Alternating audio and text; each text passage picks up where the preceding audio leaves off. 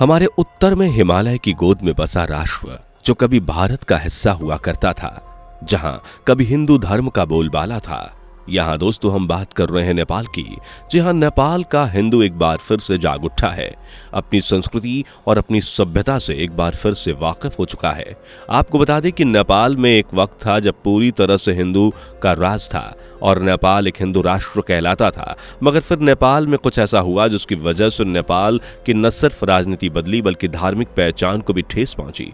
नेपाल जो हिंदू राष्ट्र के तौर पर उभर रहा था, अचानक से उस विचारधारा को दबा दिया गया। आखिर ऐसा क्या हुआ था जिसकी वजह से नेपाल की धार्मिक पहचान को छीन लिया गया और कैसे अब नेपाल का हिंदू जाग गया है, बताएंगे आज की हमारे इस वीडियो में। वीडियो को आखिर तक जरूर देखिएगा। वीडियो पसंद आए तो वीडियो को लाइक और शेयर जरूर कर दीजिएगा।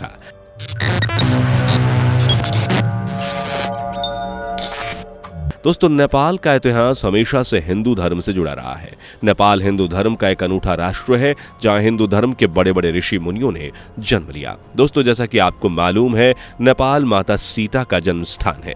नेपाल में ही पशुपतिनाथ मंदिर भी मौजूद है जो हिंदू धर्म में खास मान्यता रखता है। नेपाल की 80% आबादी हिंदुओं की है। यहाँ अनेकों मंदिर हैं और यहाँ की भाषा भी भोजपुरी भाषा से मिलती जुलती है, मगर बावजूद इसके आखिर क्यों नेपाल में हिंदू राष्ट्र को बनाने में इतना वक्त लग रहा है? क्या है वो वजह, बताएंगे आपको आगे। दोस्तों, नेपाल की कुल आबादी 2.5 करोड़ है और इसे साल 2006 में एक धर्मनिरपेक्ष देश घोषित कर दिया गया था, जबकि इस देश में रहने वाले ज्यादातर लोग हिंदू हैं। दोस्तों, नेपाल में एक लंबे अरसे तक राजशाही सत्ता में रही, मगर फिर एक राज परिवार में कलह के कारण सारे समीकरण ही बदल गए। जी हां दोस्तों, एक बात 1 जून 2001 की है। नेपाल का शाही परिवार एक जश्न में डूबा हुआ था। नेपाल के राजा वीरेंद्र, रानी ऐश्वर्या भी इस पार्टी में पूरे राज परिवार के साथ मौजूद थे।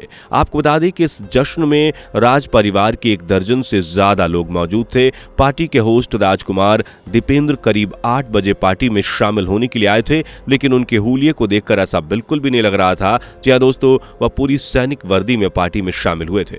राजकुमार दीपेंद्र को देखकर पार्टी के मेहमानों में खलबली मच गई थी, क्योंकि उनके एक हाथ में MP5 के सबमशीन थी और दूसरे में कोल्ट M16 राइफल थी। उनकी वर्दी में एक 9mm की पिस्टल भी लगी थी। राजकुमार दीपेंद्र को ऐसी हालत में देखकर पूरे हॉल में शांति छा गई और हर कोई हैरान हो गया। राजकुमार दीपेंद्र ने अपने पिता राजा वीरेंद्र की तरफ देखा और अपने दाहिने हाथ में पकड़ी हुई सब मशीन गन से ताबड़तोड़ उन पर फायरिंग शुरू कर दी, जिससे मौके पर ही उनकी मौत हो गई। इसके बाद अगले कुछ मिनटों में ही वहां खड़े सभी लोगों को राजकुमार दीपेंद्र ने गोलियों से भून दिया। देखते ही देखते राजकुमार दीपेंद्र ने अपने माता पिता और भाई बहन समेत 9 लोगों की जान ले ली और आखिर में खुद को भी गोली मारकर आत्महत्या कर ली। दोस्तों, नेपाल के इतिहास में ये वो हत्याकांड था जिसकी गुत्थी आज भी किसी ने नहीं सुलझाई है। यह न सिर्फ नेपाल के लिए बल्कि पूरी दुनिया के लिए चौंकाने वाला हत्याकांड था। यह हत्याकांड नेपाल की राजनीति में आए भूचाल की एक झलक थी।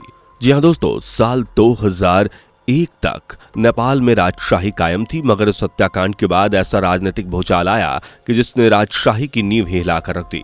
दोस्तों, नेपाल में हिंदू धर्म को लेकर बहुत बड़ी आस्था दिखाई देती है। यहाँ के लोग अपने राजा को भगवान विष्णु का अवतार भी मानते थे, लेकिन साल 2001 में राज परिवार के हत्याकांड ने सब कुछ बदल कर रख दिया। राज परिवार का एक बेटा जो राजनीति से कोसों दूर रहता था, वो अपने परिवार की इस स्थिति को सुनकर भागा नेपाल चला आया और फिर अगली कमान नेपाल की उसे ही सौंपी गई। राजा ज्ञानेंद्र, जो इस राज परिवार के सबसे छोटे बेटे थे और किसी कारण से नेपाल से बाहर से नेपाल के नए राजा बना दिए गए। दोस्तों, राजा ज्ञानेंद्र अपने पिता की गद्दी पर तो बैठ गए, मगर उन्हें राजनीति की कोई समझ नहीं थी, जिस वजह से वह नेपाल को सही से संभाल न पाए। देखते ही देखते उनके हाथ से राजनीति छूटती चली जा रही थी। ये देखकर ज्ञानेंद्र तानाशाह हो गए और इसी बीच नेपाल की राजनीति में चीन ने भी अपना मौका भुनाना चाहा। राजा ज्ञानेंद्र की तानाशाही और चीन के दखल की वजह से नेपाल में कई बेगुनाहों की जान गई, जिसके बाद नेपाल की जनता में आक्रोश आ गया और हर तरफ दंगे होने लगे।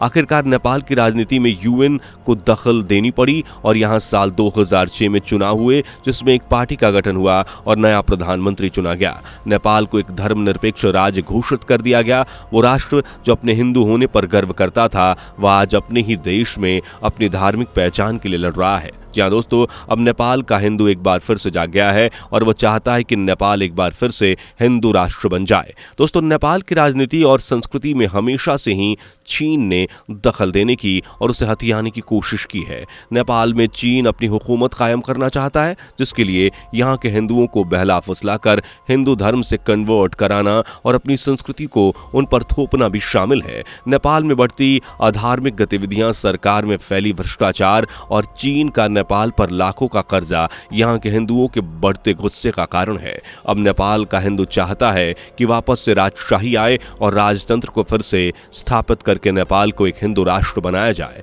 नेपाल के हिंदू बड़े गर्व से कहते हैं कि एक वक्त था जब नेपाल पूरी दुनिया में एकमात्र हिंदू राष्ट्र था, लेकिन धीरे धीरे नेपाल ने अपनी वो पहचान खो दी और आज वह अपनी पहचान के लिए लड़ रहे हैं।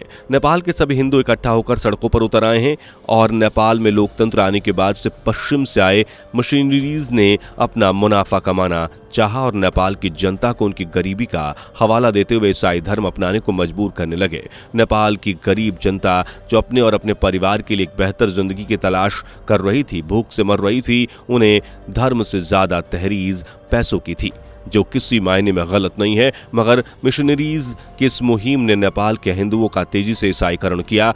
इस बात से डरकर यहाँ के हिंदू अब जागते हुए नजर आ रहे हैं। आपको बता दें कि अपने देश में बढ़ते ईसाई धर्म को रोकने के लिए आज हिंदू इकट्ठा हुआ है और एक बार से नेपाल को हिंदू राष्ट्र बनाने की मांग कर रहा है। नेपाल में न ईसाई धर्म बल्कि इस्लाम ने भी तेजी से बढ़ना शुरू किया और धर्मनिरपेक्षता की आड़ में नेपाल के हिंदुओं को मुस्लिम बनाने का काम शुरू हो गया। दोस्तों, नेपाल में हिंदुओं की होती इस दुर्गति को देखते हुए आज का हिंदू सड़कों पर उतर आया है। जी हाँ, नेपाल के लोगों ने सड़कों पर उतरकर जोरदार विरोध प्रदर्शन किया। इनके हाथों में झंडे थे। हर तरफ धरने प्रदर्शन के चलते सुरक्षा कर्मियों को भी तैनात किया गया था। हाथों में झंडा लिए विरोध प्रदर्शन कर रहे ये नेपाली हिंदू एक बार फिर से अपने देश में राजशाही लाने की मांग कर रहे हैं और नेपाल को हिंदू राष्ट्र बनाने की मांग कर रहे हैं।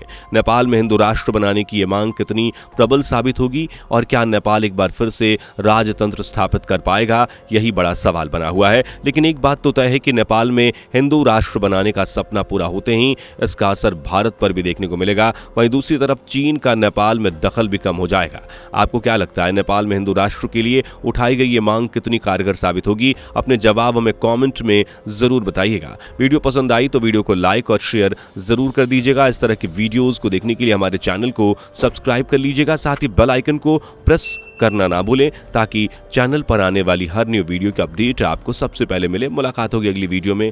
Bye bye. दोस्तों, आपको स्क्रीन पर 2 और वीडियोस दिखाई दे रही हैं, जिसे देखने के लिए स्क्रीन पर क्लिक करें।